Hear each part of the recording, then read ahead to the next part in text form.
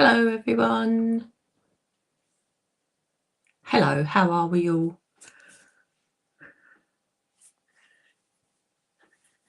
Hope you can all hear me okay. I'll just wait to see that you can. There's a good few of you with me actually, which is great. Hi Mum, how are you? Just hoping you can hear me to start with. If I can have a thumbs up from someone, that'd be perfect. We've got a few of you watching on YouTube and a couple of you on Facebook as well, so it'd be nice if I can see that you're all hearing me okay.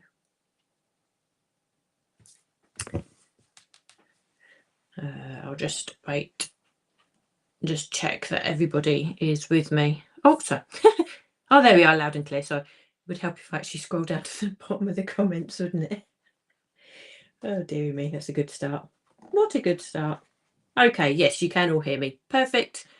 Oh, Mum, you swapped over to YouTube as well now. That's probably the better view.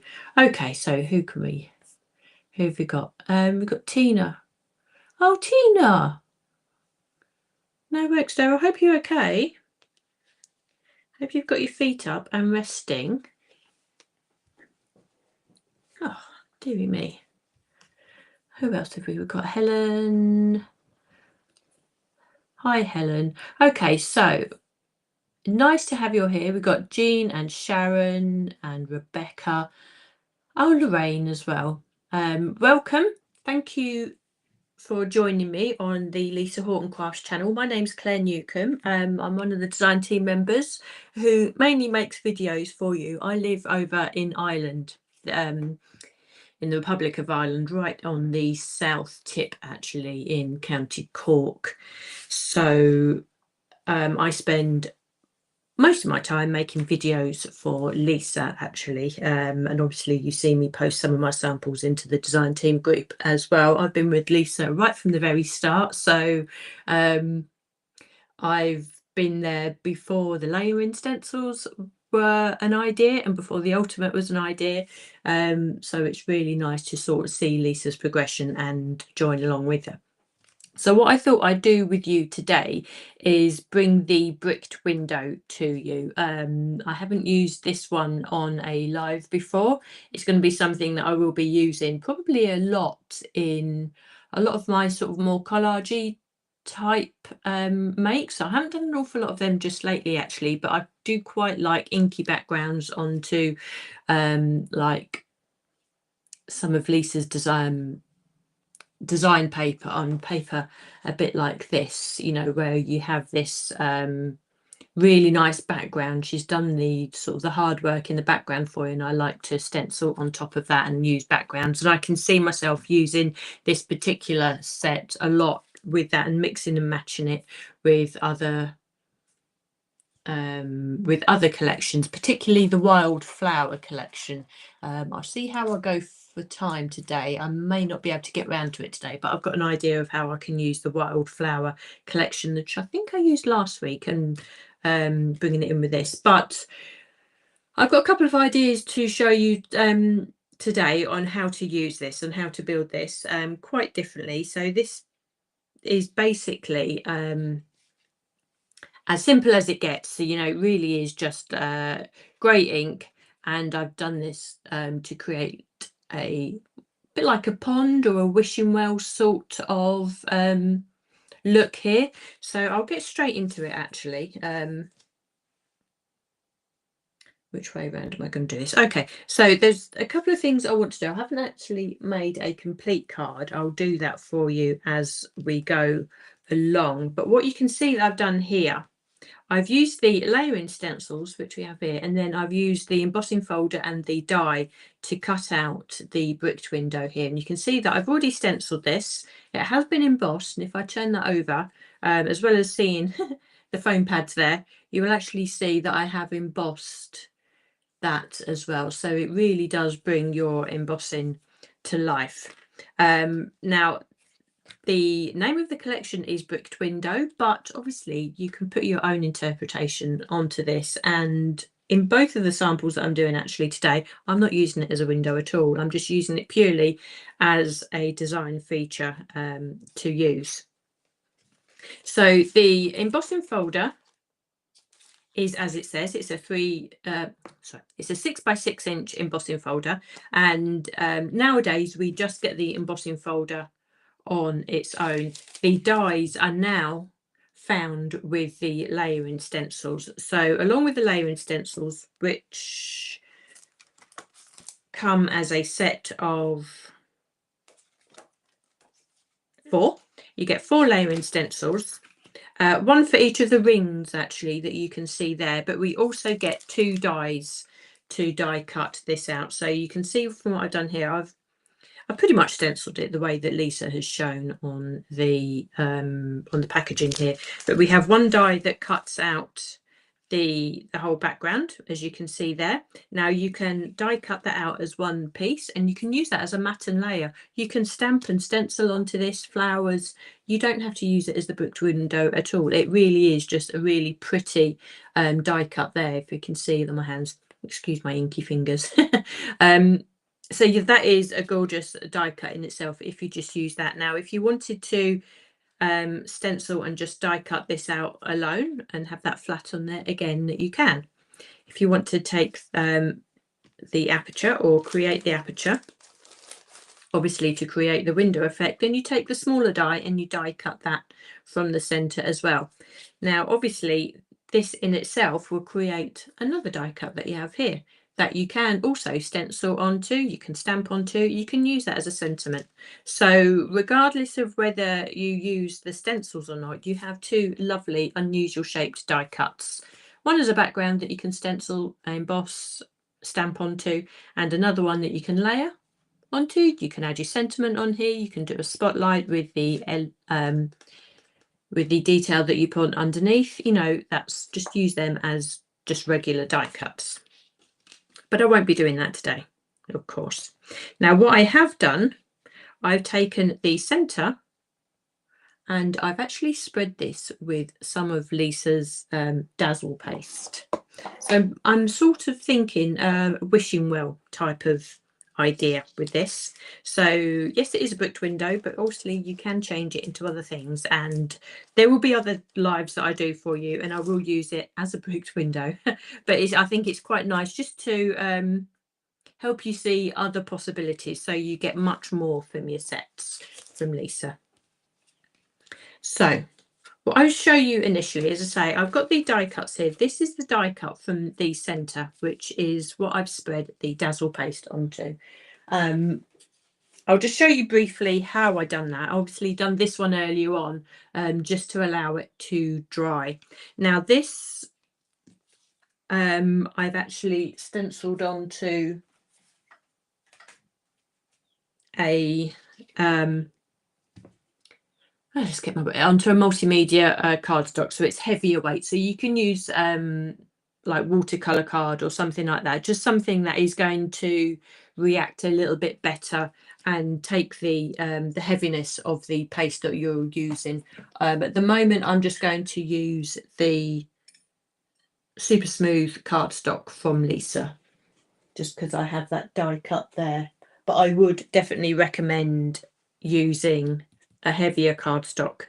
I'm going to spread this with the Dazzle gel paste. Now, if you'd have watched Lisa's lives and the couple of reels that the design team are doing, you'll also know that we have the neon paste. So you could quite easily spread this with the neon paste, and that would look amazing in the dark, wouldn't it? The neon obviously is bright in the daytime, it gives you that super pop of colour, but at night time you'd have your well, and then you'd be able to see through to the luminous glow underneath. So that would be great for Halloween, wouldn't it? Perhaps you could do like the green neon gel. Yeah, let me just bring that in. You can see how bright that is now. Actually, you can have the green neon gel, and you can have that can be a pool of slime or something, wouldn't it, underneath, sitting underneath? That'd be great. The kids would love that. So that is just another idea. But the technique for whichever paste you're using, whether it be the gel paste that I've got now, or the dazzle paste, or the neon paste, or any of the flash paste, the pearl paste that Lisa has brought to us, they would work for this. Equally, you could use or cover this in glue and spread it with glitter. So basically, you just want to create a water type effect, because if you're creating a pond, that was my idea. I'm using the sea foam because I absolutely adore this colour. So I've got my spreader. This is what I find easier to use, and I'm just going to take an element of that gel, probably a bit too much actually there, and just literally spread this onto the die cut. Now you could spread this onto a regular piece of cardstock and then die cut later. You'd have to make sure that the gel was fully dry, but Lisa's dies are absolutely capable of die cutting through this paste as long as it's dry.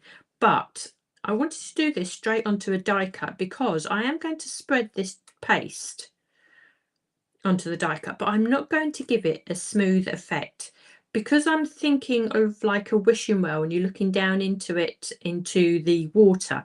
I really wanted to create that water effect and something just that little bit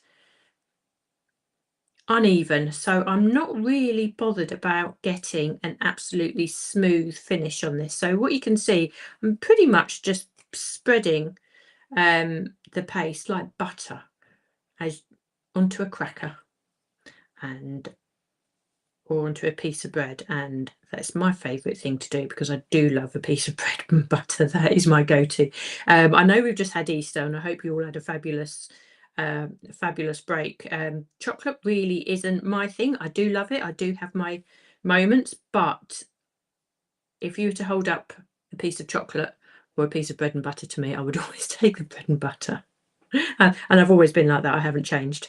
And I do like to be quite generous with my butter. So this might not be the technique for you.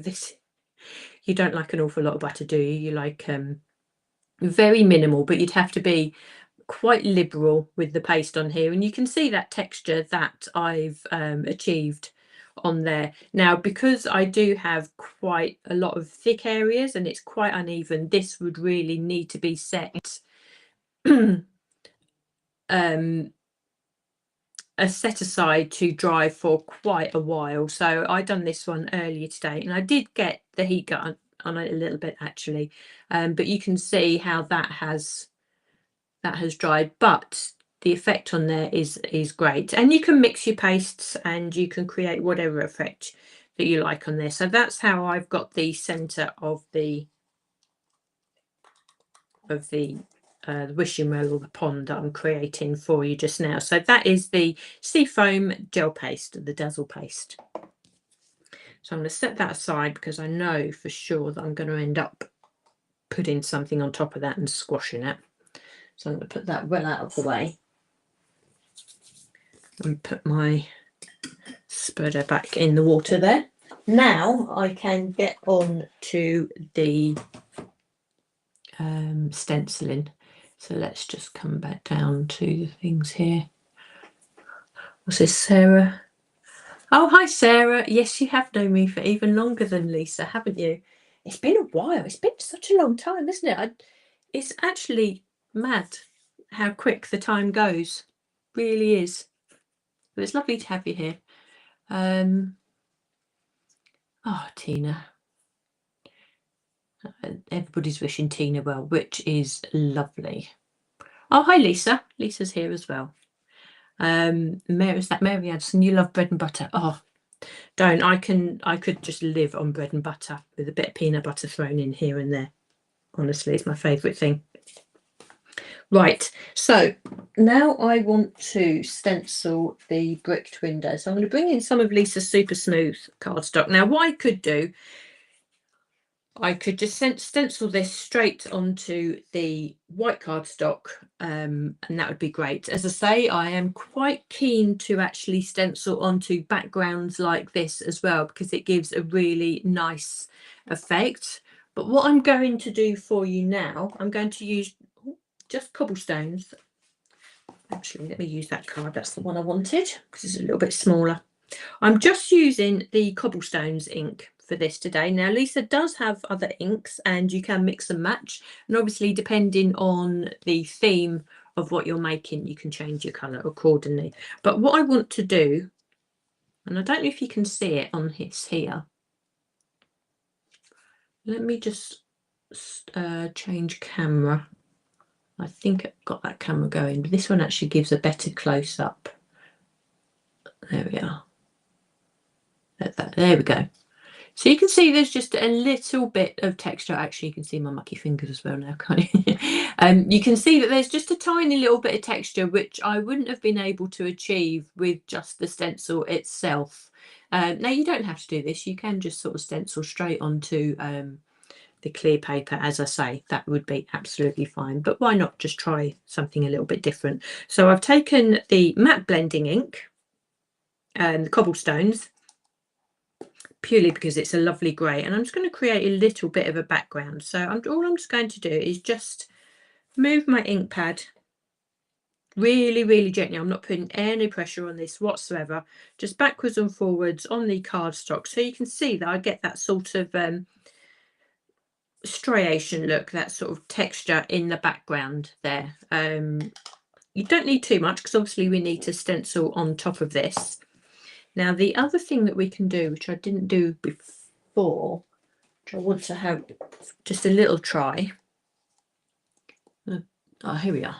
I need a paintbrush for this as well. Let me just do, I'll work with what I've got to hand. So I'm just take a little bit of the ink like this.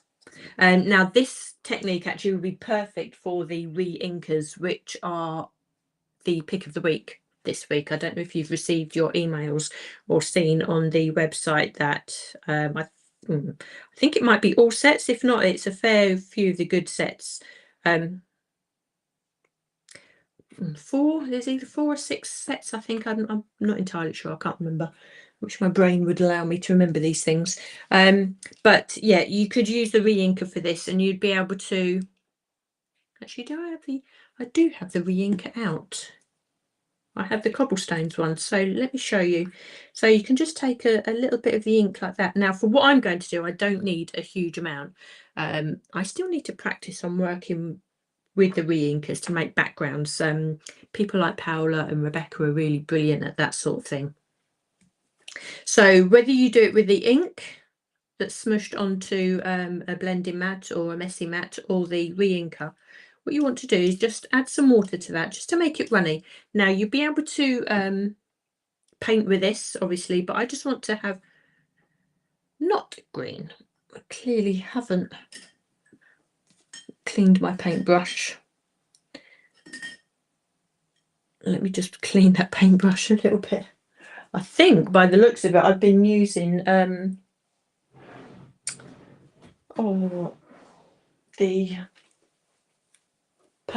powders.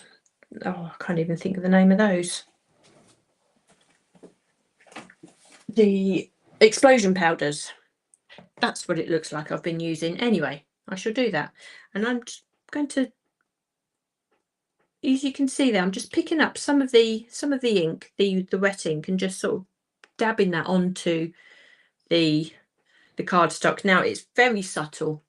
I'm not sure whether you'll be able to see that or not. Let me just try with the re-inkers. I don't want to go too mad on this because obviously I want to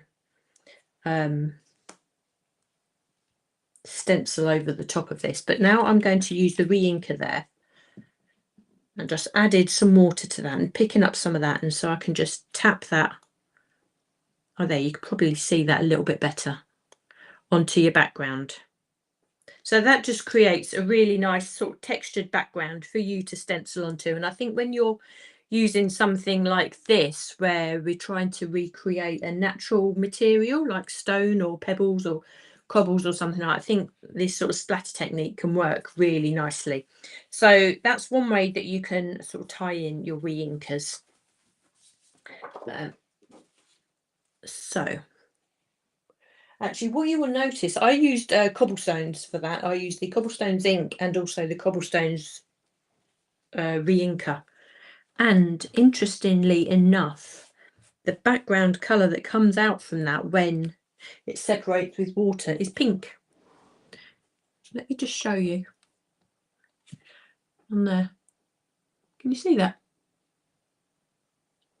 Actually, that adds just a really nice texture. That's just a little aside, so I'll try not to digress too much now. So I'm going to come on to stenciling for you now. So I'm going to bring in my Cobblestones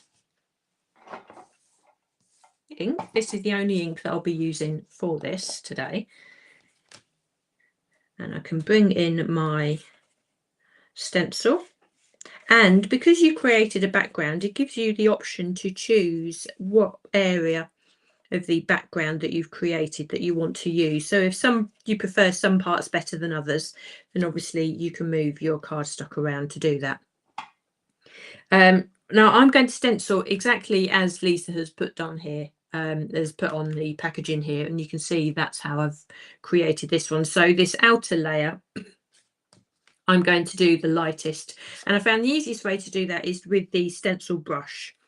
It blends a large area really nicely, but you get a really nice soft airbrush looking blend with this.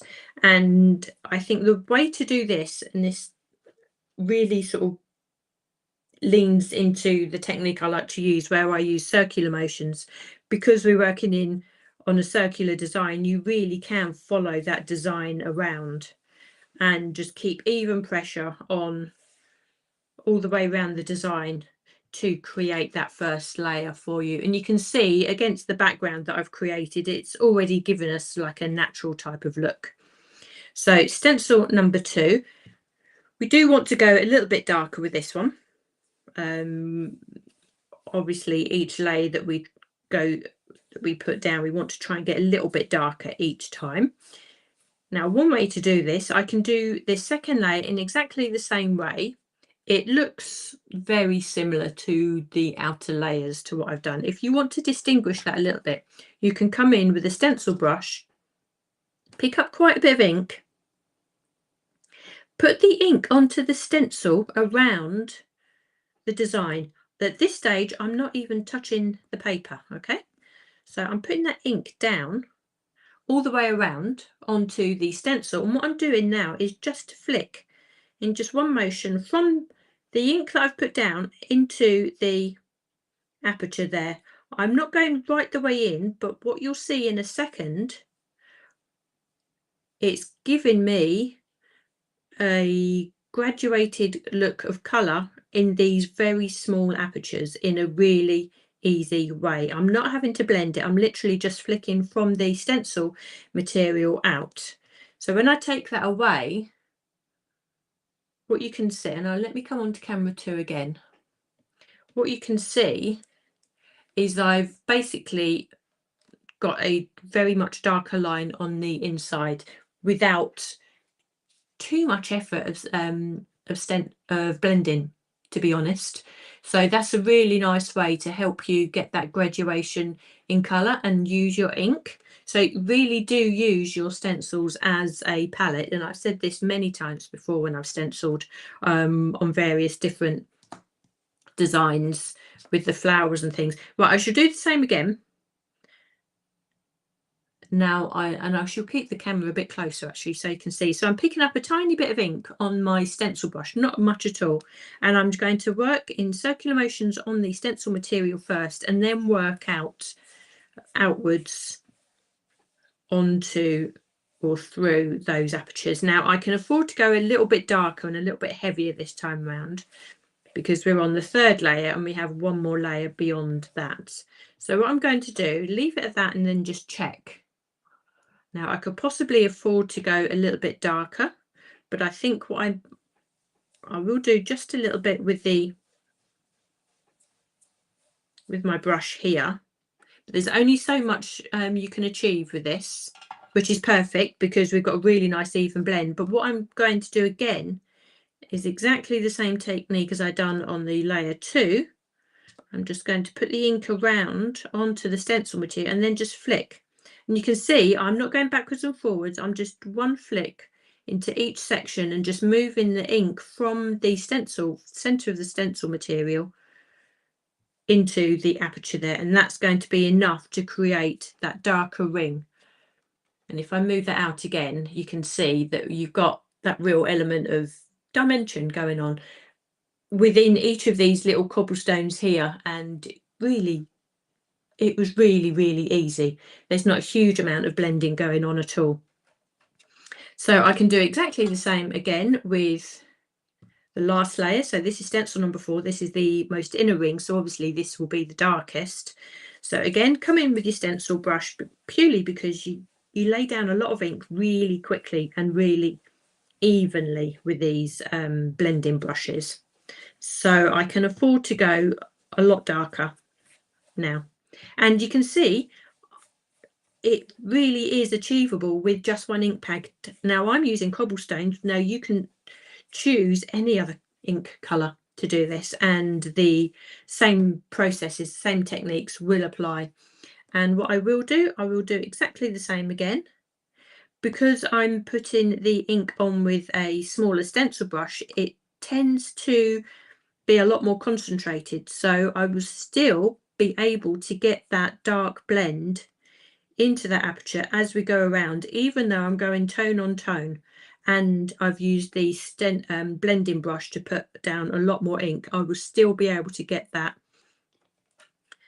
dark shadow on the inside there. So you can see just having that graduated colour going from the outside to the inside with just 4 stencils and just one ink colour is very achievable, and it's not too tricky at all.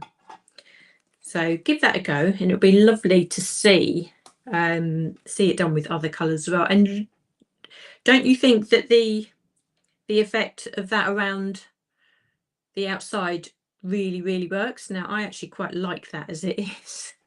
Will I die cut it?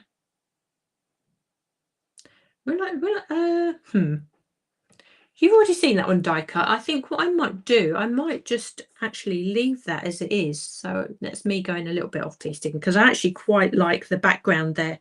What I'll do, I'm going to cut this down to size actually, so it will fit in the embossing folder, and I will die cut the center out, and then I think I might actually just leave. Yeah, that's what I might do because I really like the background. There we are. I never do, things never go to plan. This is how projects always go, isn't it? You have one idea and then you do something and you see it in the flesh and it looks either better than you imagined or it didn't look quite as you imagined, so you sort of adapt as you go along, don't you? So what I'm going to do, I'm definitely going to emboss this because you'll want to see this embossed. So even this up, trim this up a little bit. So I'm just cutting this down to size. Okay, so we have 11.5 centimeters. So I will do this square. Will I do it square? No, I won't do it square. No, I'm going off piece completely. Right, okay. Let's do what looks good to my eye, and then we'll sort out a card blank for it a little bit later on. Okay, so let me get my embossing folder now and just check that this is going to fit in there. Okay. Right, the embossing folder fits, which is, well, it fits in the embossing folder, which is fine. It does overlap a little bit. So what I'm going to do, make sure that this part of the embossing folder overhangs the embossing plates. And I'll show you what I mean by that in a second, because I don't want to have that line there, but I do want to keep that part of the distressed look. I just really like it all together. What I will do first is die cut the center. Now I'm looking at this. This die cut does have an element of shape to it. There's, as you know, which fits the internal brickwork there. Now I think that you don't have to be too precise in the way that you place it. I think that you can pretty much place that any which way around that you want. Now, it's not the same with the larger die cut. The larger die cut does have a particular shape to it. And looking at it earlier on, what you need to do is pick one of the most prominent pieces around the outside. And to me, it's this one here. There's a stone that just sticks out just that little bit more, which corresponds to this stone here.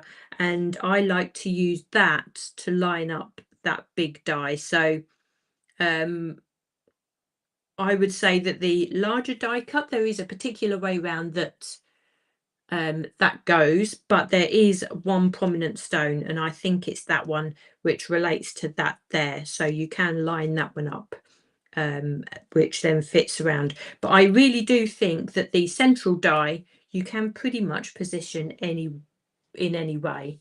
So I'm just going to die cut that out.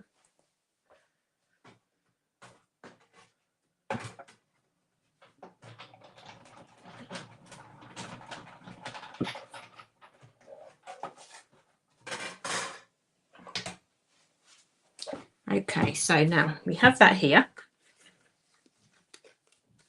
And actually that in itself really does look like a lovely window. So imagine if you had, I haven't got any of my cards here to hand actually. Imagine if you had like a floral look behind that. It really would lend itself to the brick window as Lisa initially intended.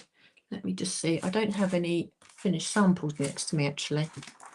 But perhaps if I can bring this in, this is the wildflower one. You can just position a flower in the background. Actually, even in black, doesn't that look super? Or even the flowers, you can spotlight any of the leaves behind that. You can use any of your die cuts, and wouldn't that look lovely? Now, obviously, I've just done that in monotone, but yeah, that would really work, I would say. So I'm trying not to digress too much. I put my dies back in there so I don't lose them. Right, now I can emboss this. Now, as I say, my initial thoughts were if I were doing it this way round, you could die cut your piece out completely and then emboss that and it wouldn't be an issue at all. But now I am actually embossing this in itself. Also, what you could do, you don't have to stencil. You could actually create yourself an aperture and you could just emboss this brickwork around the outside and leave it white, and that would look super pretty as well. I really do think so. Again, there is just more ways than what's obvious to actually use these collections. So I can line that up. You can see that I have this overlap in here now to prevent having an extra emboss line there. What I want to do is take my plates. Now, I'm still only using Lisa's machine to emboss with because it means my plates stay nice for a little bit longer. So I was still a soft launch into using Lisa's machine. Yeah, and it's sitting there next to the one that I actually used to die cut with. So who knew? Who knew I'd be so precious over these things? So what you want to do when you're in a situation like this, you want to make sure that the part that's overlapping or sticking out of the embossing folder doesn't go through the embossing machine and emboss. So I'm just making sure that this is sitting off the ledge of the embossing plates. So when I lay the top plate on, the adapter plate, again, this is sticking out. So there is going to be no pressure on this part. So I will not get that extra embossed line there, but I will be embossing the design, which is encased in here. So let me do that for you.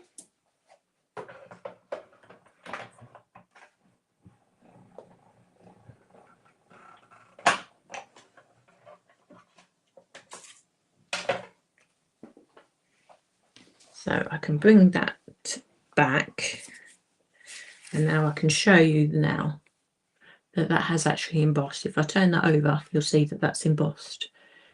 Let me get that second camera up, see if you can get a little bit. Just how pretty does that look? Even just with this extra tiny little bit of texture around the outside, which was so easy to do, wasn't it, with the ink pad?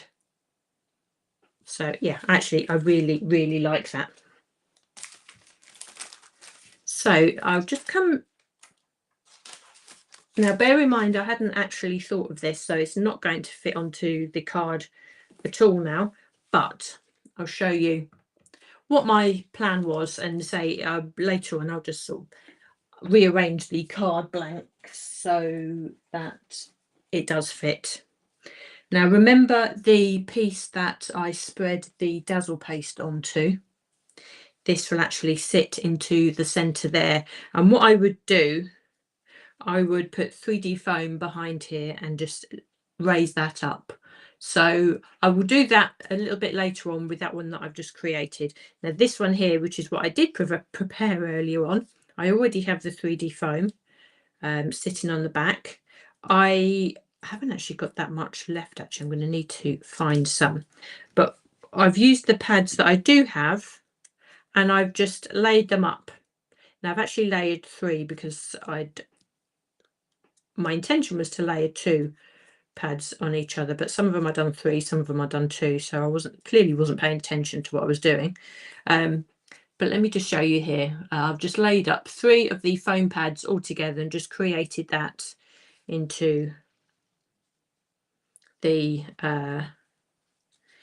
raised piece. So I'm going to put that in the center like so. I haven't actually layered this one down yet because I'm going to make sure that I do that in a second. So now we have a 3D element on our card. We have our pond, or the bottom of the wishing well. Now what you can do, and I couldn't do this because I don't have the foam pads, you could create this into a shaker element as well. You could add a little bit of acetate over the top of this. Actually, the way that I would do it, I would spread the paste onto your circle die cut, put it onto the backing here, put 3D foam around the outside, and then put on a piece of acetate with your shaker elements on the inside. So then you would have the bottom of the pond, which is the shaker element, and which will sit inside your bricked window.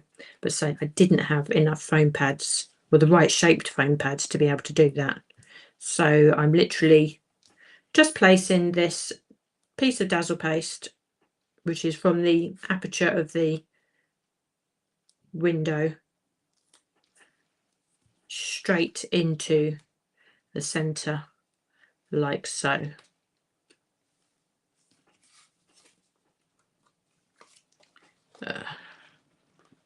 Right, that hasn't lined up at all.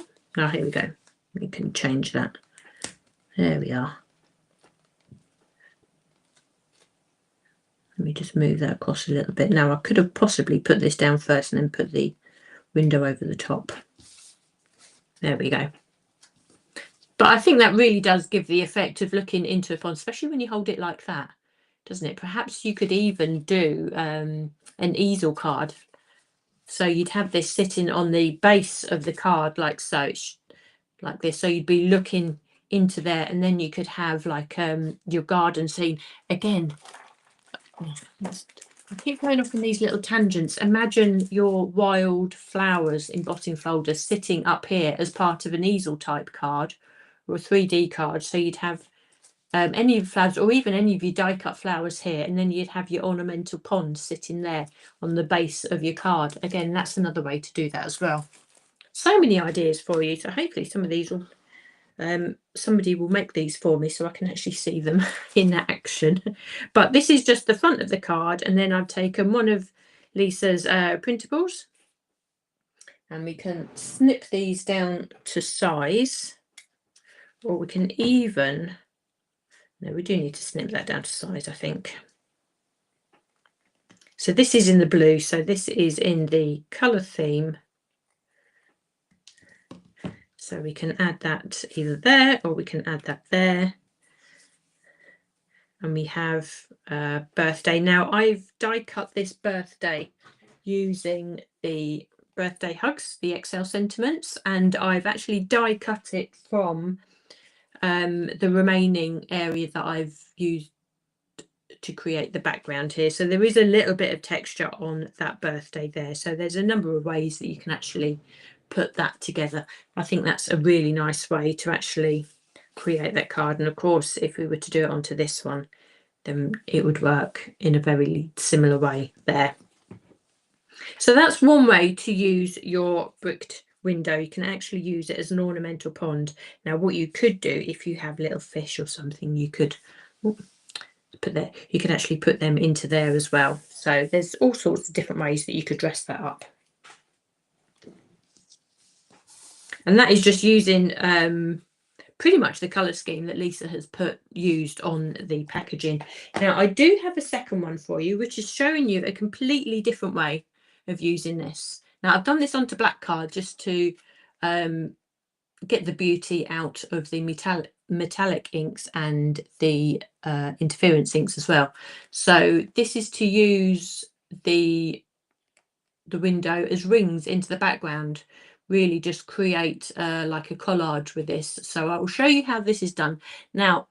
Oh, hi Jason, how are you? Lovely to have you here as well.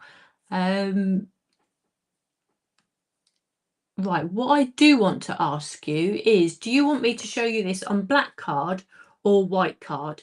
My thinking is it might be a little bit easier on white card for you, but you can see the effects there on black. I'll use the same colours as I used on the black, and I'll show you what they are. It's actually quite an unusual set of colours.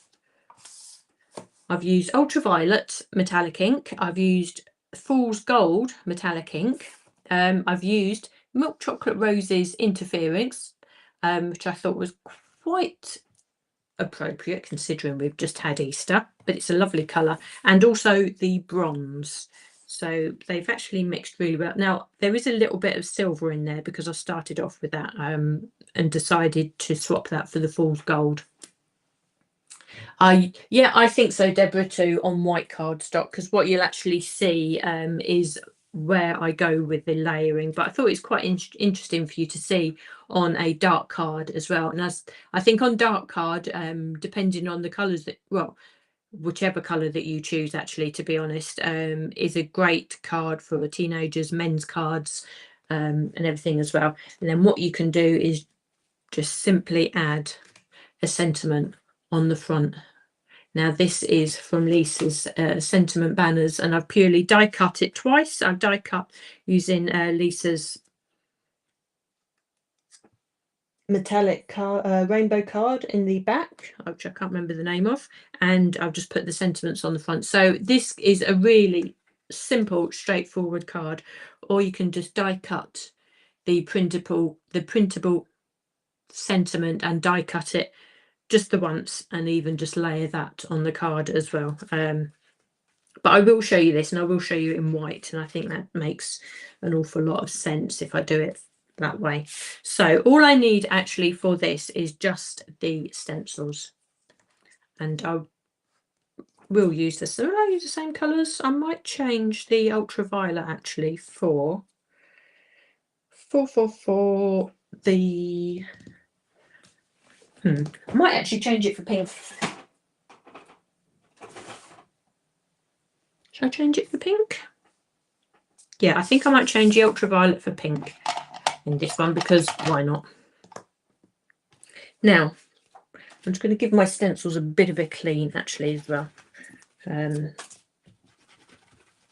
Just quickly with a microfiber cloth. It's a little bit damp from when I was using it earlier on.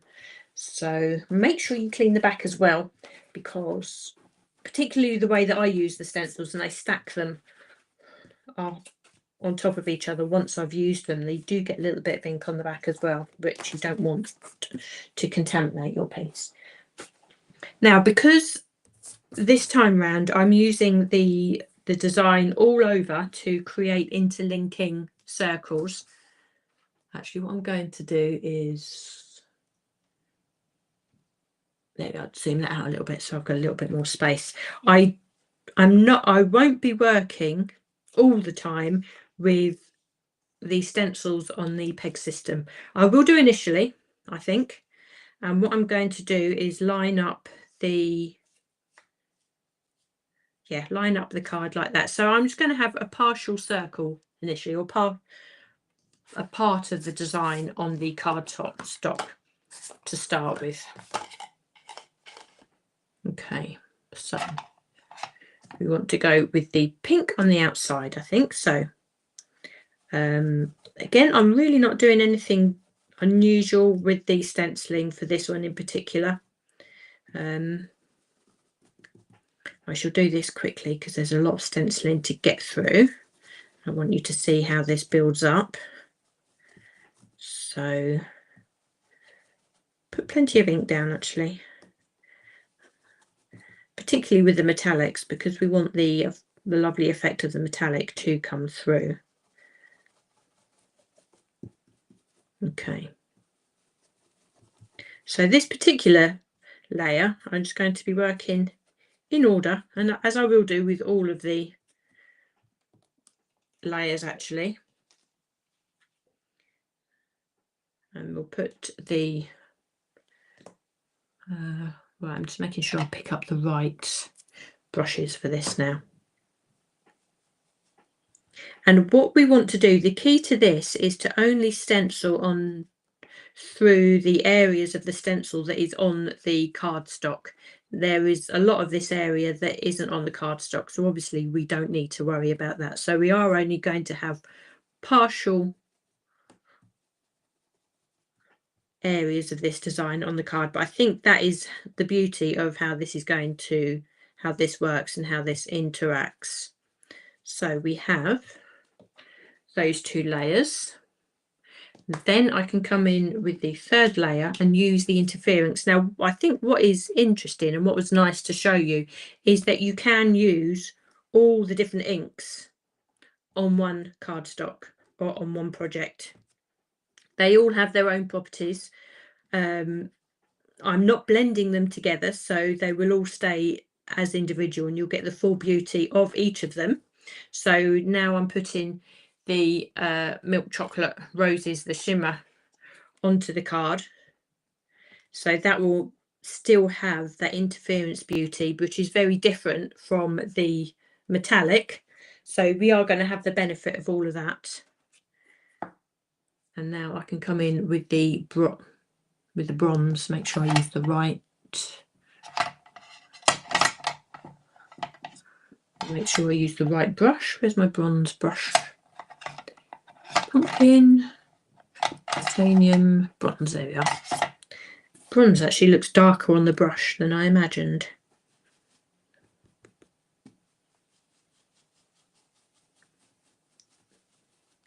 Actually, I could have perhaps gone with the gold as opposed to the bronze. That's a little bit dark on the white card. Remember that when you use these speciality inks, they do work on black card, which is brilliant, but they do then change their look. So whatever colour combination possibly works on the black doesn't always work on the white. You just might need to adjust it a little bit, but I think that might work actually. Yeah, I think that does work. So that looks lovely as it is. So what we need to do now, when we stencil for a second time, we want to have like interconnecting rings going on. So a little bit of layering going on there. So the way I'm going to achieve that is by positioning the stencil where I think that next ring would look nice. So I'm just going to figure that out. I will actually use the it looks like I can use the pegs on this one, which is perfect, but I think I might put the next ring here. So I don't need to worry about my cardstock moving, but you can see actually, and this is why it was better to do it on white for you, that we can see where our original ring is sitting. So we could mask it. I don't think we necessarily need to be fair. All we need to do is come in and stencil and avoid where our original stenciling is. So I do exactly the same. Obviously this area, there's no worry at all. I'll make sure I put plenty of ink down actually, so I'm going to get that really dark.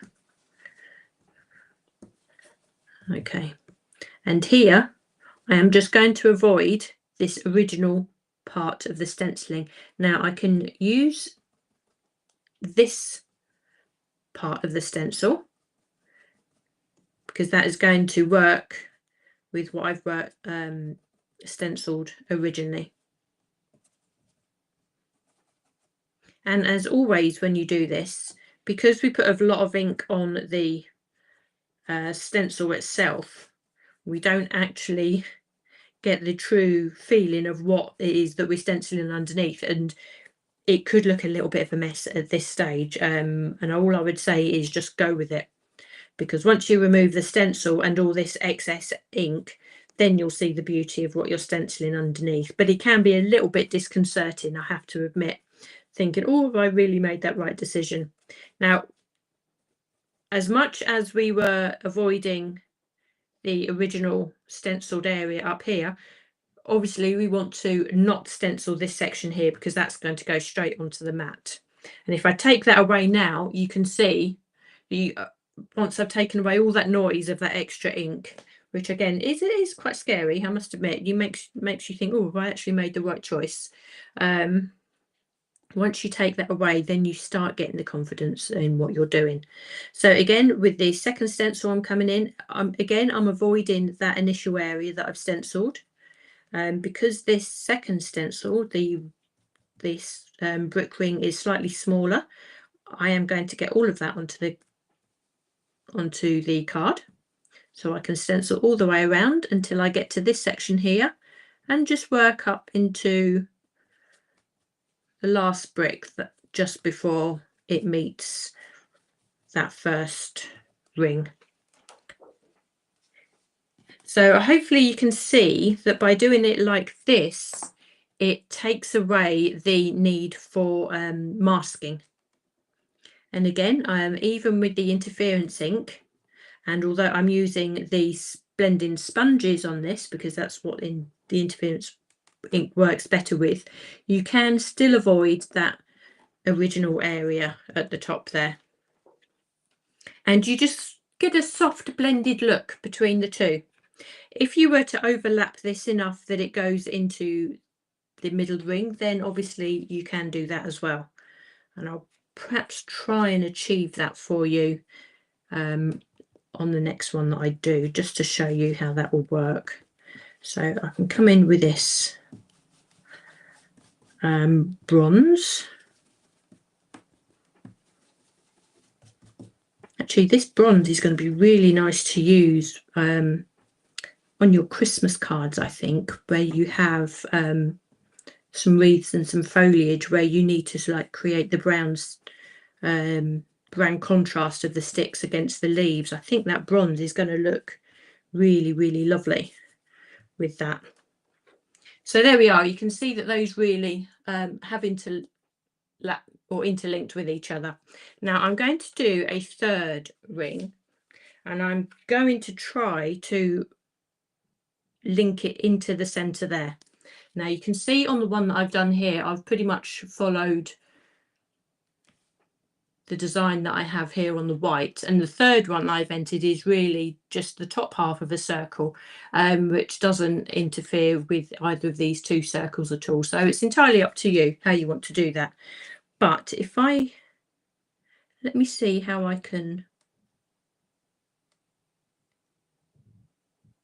Yeah, I'm going to try and interlink that. So I'm going to place my stencil here.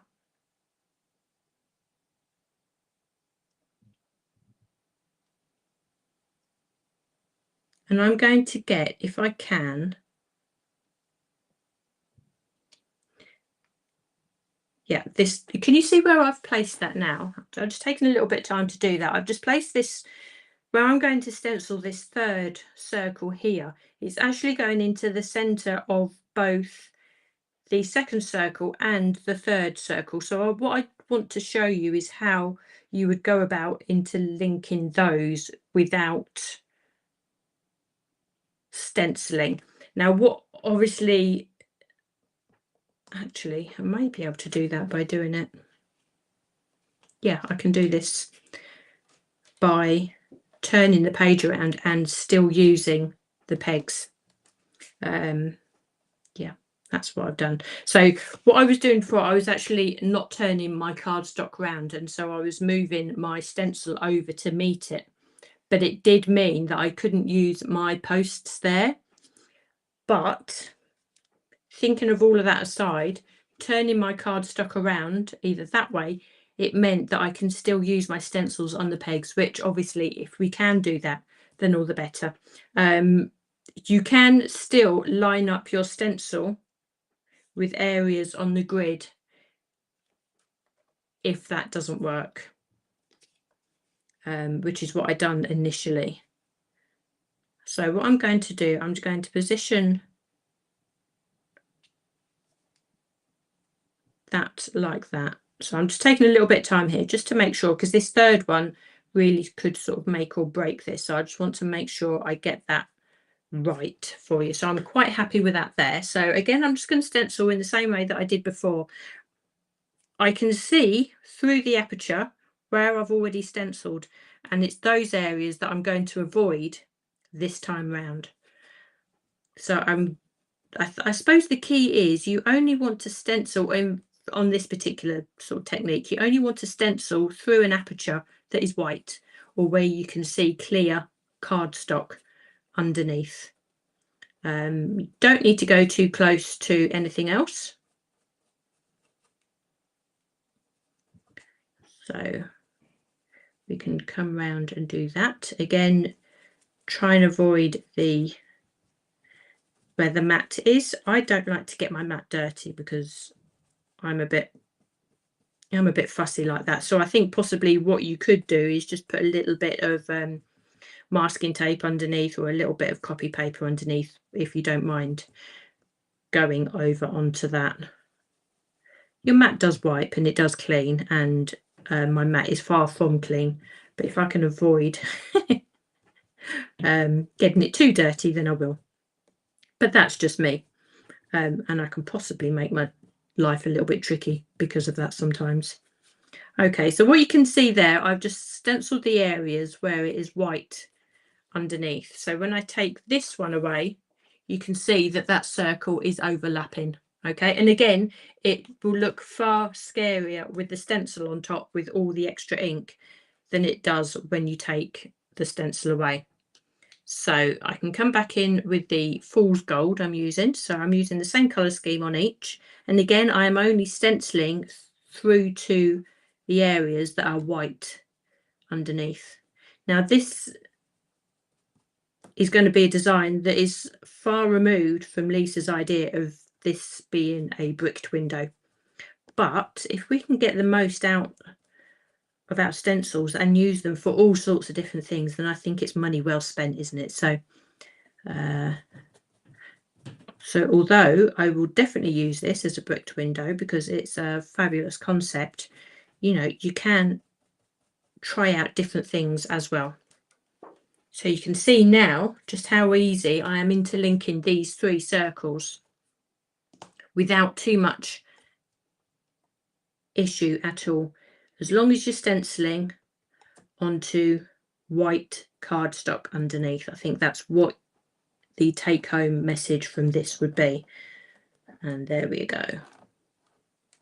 And as we get into the inner circles, the smaller circles, then obviously they are all contained on the cardstock as well, so we get the complete circle as well. So the last one, again, coming in with the bronze, plenty of ink, just working up to where the previous stenciling is and not overlapping it.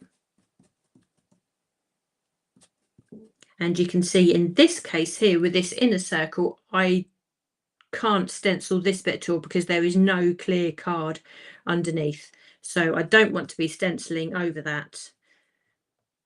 And that is how those rings really do interlink with each other. So yeah, it was definitely a lot easier to show you that on white cardstock as opposed to the black, but obviously you'd still have the same effect if you do this on black or any other color actually. And now if you look at that, we have quite a concentrated amount of design going on in there, which means that you can use this any way round at all, and it'd look really, really effective. So